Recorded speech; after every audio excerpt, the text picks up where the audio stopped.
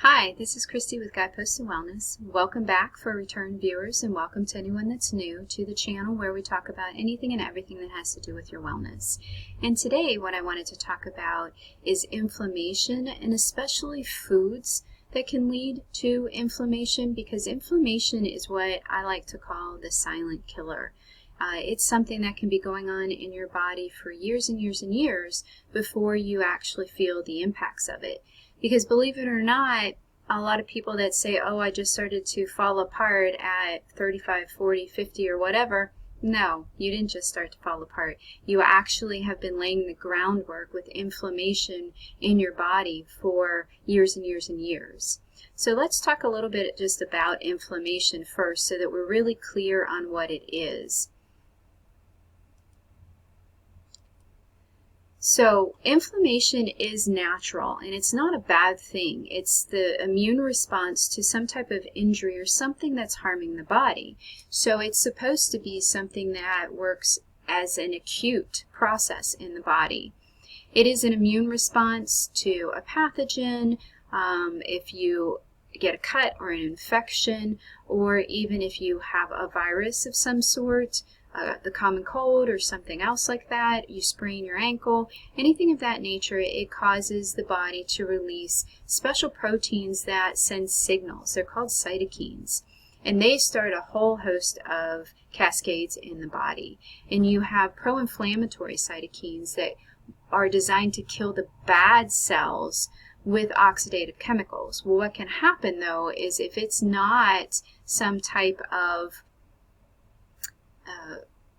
acute response, then they may not know what the bad cells are, and it can turn on your body. That's what happened with me and my lupus. So you can see just a good diagram here showing how you have the inflammation where you've got a tissue injury or something like that, and it leads to heat and redness and tenderness and everything like that. So I put this in here because it's showing that this is a very, very natural response. But what can happen is if it's internal, for example, with our guts, then you're not going to see all of this. You're not going to feel the heat or the redness, maybe some tenderness, maybe some pain, but you're not going to notice where the inflammation's actually hitting you at. And the key thing is inflammation really is the foundation to chronic inflammation to a lot of diseases. Cardiovascular disease, it's not the levels of lipids in your blood, it's not the levels of cholesterol, it is actually inflammation that causes the cholesterol to get stuck. And it's very layman terms. It's inflammation in parts of the brain that cause Alzheimer's. Inflammation can definitely cause diabetes, certain types of cancer, neurological diseases, definitely arthritis, and like I mentioned, the one that I know very well is an autoimmune disease. So when you have that chronic inflammation going over periods of time, they can lead to disease state. And the thing that's really important to understand is that food is one of the leading ways that we can be causing inflammation in our body, and we don't even realize it. We ingest approximately 2,000 pounds of food a year. And that actually averages out to 2,700 calories a day for most people, which is far above what they need just to sustain their weight, let alone drop weight, which most of us need to do.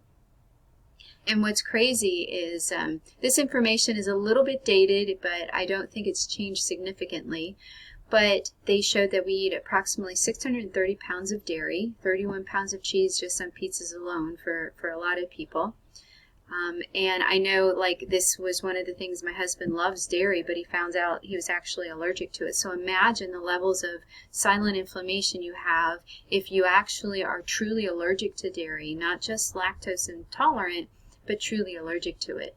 185 pounds of meat, 197 pounds of grains, and most of those grains are going to be wheat for most people, and that is definitely going to cause additional inflammation due to glyphosate and just how hard wheat is to digest. 273 pounds of fruit, which is mostly water, and that's not anywhere close to 5 servings a day. 415 pounds of vegetables, which are mostly corn and potatoes, believe it or not. We have really gotten away from the diversified type of diet that our grandparents used to have. 141 pounds of sweeteners, mostly sugar, and 85 pounds of fat. So if you think about 2,000 pounds a year, that's a ton of opportunity to prevent some type of infection or hypersensitivity or allergies, because what can happen is we have what's called leaky gut. So with leaky gut, it can be caused by a host of things. Stress, which if you've seen my other stress presentations, you can see that stress can come in the forms of exercise, emotional stress, physical stress, anything like that. Toxins. Interestingly enough, I was just doing research for my next video that'll be coming out soon, talking about the health benefits of the outdoors, and I read something that talked about indoor air has 10 times the amount of toxins in it as outdoor air. So even though you might think the air is full of pollutants, depending on where you live, the air in your home is going to have more in it. Food particles. Food that doesn't break down well. And when I talked about stress, I talked about the lack of saliva, how your mouth dries up and your stomach slows down, you're not making enough acid. Factors like that can cause your food to not be in the small enough pieces broken down into the building blocks that your body recognizes. Obviously, medications can affect the gut lining. People don't realize that the gut lining in and of itself, as you can see in this picture, those little rows of cells, your entire lining for your intestines is one cell wall thick. It's very, very thin. So you don't have a lot protecting you from your food to your body.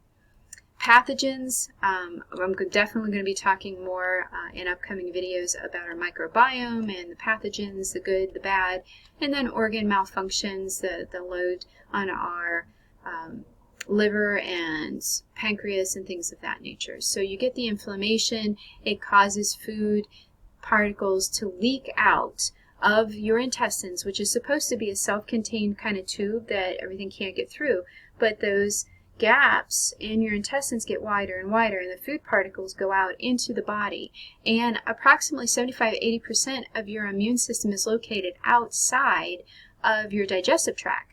So if you realize that it's outside your digestive tract and then you get leaky gut and those little food particles are getting out, that can lead to the food intolerances.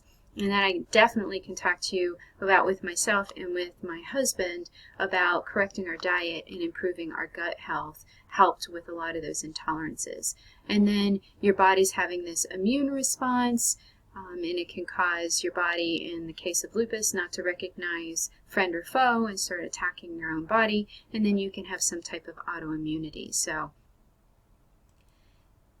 the key thing about all of this is that we are all very, very bio-individual. And when I work with clients, some people love dairy and can tolerate it well. Other people notice that if they take dairy out of their diet and then add it back in or have a treat or something like that, it really affects their bodies. So we're the only animal out there, using dairy as an example, that drinks the milk from another animal. We're just really not designed to, regardless of what the Dairy Council says. But we can talk about food marketing in some of my other videos. But one man's food is another man's poison, and that really, really is true. My husband was eating dates and almonds as a snack, and it turns out he has an allergy, an intolerance to both of them. So even though those are extremely healthy in and of themselves, his body was reacting negatively to them. Same thing with carrots. So you can have a healthy food for one person can still cause distress to another. So let's talk about common inflammatory foods. And I don't think there's really any surprise with this. Refined sugars. That's one of the things that's really in a lot of foods. Again, I'll be talking about some hidden sugars and some other presentations. But it causes our blood to get very acidic when we have too much sugar, glucose in our blood. It does stimulate the same parts of the brain that gambling and other addictions do. That's why it's loosely said to be addictive. It's stressful on the pancreas. The more sugar that we eat, the more insulin the pancreas has to pump out to try to shove it into our cells. And it increases obesity because if we don't need the sugar, then it's going to go into fat storage because we are designed to feast and famine, so we're designed to definitely store fat. Artificial sweeteners, I just did a presentation on that. I'll put a link down below. They are really, really bad news. Studies are showing now that it increases the risk of diabetes. Some of them are neurotoxins, can affect the brain. If you've ever gotten a headache after drinking something like a diet pop or something like that, it can definitely affect your hormonal balances. I think that most people understand now that trans fats are bad for us, but I don't think that a lot of people realize that vegetable oils that used to be the wonder oil are now found to be very, very bad for us. They're very unstable. They're high in omega-6s, and a lot of them are genetically modified. So anytime you go into the grocery store and you see those vegetable oils in those clear plastic bottles, realize that they probably have been highly processed and damaged from those heats. They're already unstable, where they're not a saturated fat and they're not a completely monounsaturated fat, and then they're in plastic bottles, so you're just getting a triple whammy there of the plastic leaching in, the light damaging it, and then they're already going rancid before you even buy them. Caffeine. Caffeine can be acidic. Ask people that drink a lot of it and it affects their stomachs. It can affect your sleep, which can cause inflammation and start that cycle. It can be a diuretic. Alcohol is just really hard on the body to digest. It depletes the body of a lot of vitamins and minerals, which can lead to an imbalance and cause inflammation like that. And then anything that you might be allergic to. Some of the most highly allergenic foods are soy and eggs. I'm glad I'm not allergic to eggs. I really enjoy eggs, but I don't recommend soy for most people. A lot of nuts are allergenic to people, and then nightshades, which is the family of things like peppers, tomatoes, eggplants, even goji berries. So if you've ever eaten goji berries and found you had some issues afterwards, it could be that you have an intolerance or an allergy to nightshades. So I think it's really just about making those better choices as we can, so that we can try to improve what you're ingesting on a daily basis. Now the key thing is I'm completely realistic. I shop at Walmart, I am a bargain shopper, and I buy the best food that I can afford. And that's the key that I tell all my clients. And it doesn't always have to be organic. If you know what your farmer is feeding the animals, then that's going to be better in the long run than getting something that's organic that costs you quite a lot more and was, sent all the way across the United States to you. So it doesn't have to be organic. I like to know that the animals that I'm eating are healthier, happier animals that are raised in a natural environment and their bodies are not stressed out, because when you eat an animal that's stressed out, you're going to get those negative health impacts from it. And then another thing that's important is it can be very economical to eat more than just the muscle cuts. We've really gotten away from eating organ meats. I was just talking to some people at work and they were laughing because I have pig's feet in the freezer that we're going to try some new recipes for. Pork belly is a delicacy, another thing that we like to eat. So just try some different types of cuts. They can be cheaper and more economical. Variety and color is a big factor. The more colorful your diet and the more variety that you eat, the better for you. That gives you a lot of different enzymes, a lot of nutrients that are in them. The different colors can often mean different levels of polyphenols, which are good for us. I mentioned portion size a couple times, and I'll also link to some videos below about how we uncontrollably eat more when we have a larger portion. They've done some really interesting studies with popcorn, container sizes, a lot of different things. So look at your portion size, a smaller plate, work on eating slower and more mindfully, chewing more to really work the food to help your digestion. Read the labels. This is one that I tell people, if you don't recognize what's in it, then should you be eating it? And I think that's important. If you're ever interested in a really good book about the food industry, read Twinkie Deconstructed. this gentleman was I believe he was a food writer, so he was familiar with a lot of different foods, and he and his children, for reading practice, would read the ingredients. And I think his daughter or a small child asked him what polysorbate 60 was, and he had no idea. So he went down the road and researched every ingredient in a Twinkie. And they're just not the same food that was available when they first came out, that's for sure. Gluten is something that's added to foods because it makes us want to eat more. It's a cheap filler, a lot of different things, and it really leads to overeating. So looking for that. And then I encourage a lot of my clients to do a food diary, to think about how they feel. And it's not just how you feel right after you eat the food. Food intolerances can hit you like 12 hours later, or they can affect your bowel habits or something like that. So that's why having a food diary and keeping track of what you eat and how you feel, and other types of traits like how well you sleep and bathroom habits, then you can look and see if you find any trends. Like every time I eat pizza, I have nightmares and I have trouble in the bathroom. Then we can, look at its dairy. It might be tomatoes, it could be gluten, and look at those different things. I think it's important to really think about whether or not we're hungry.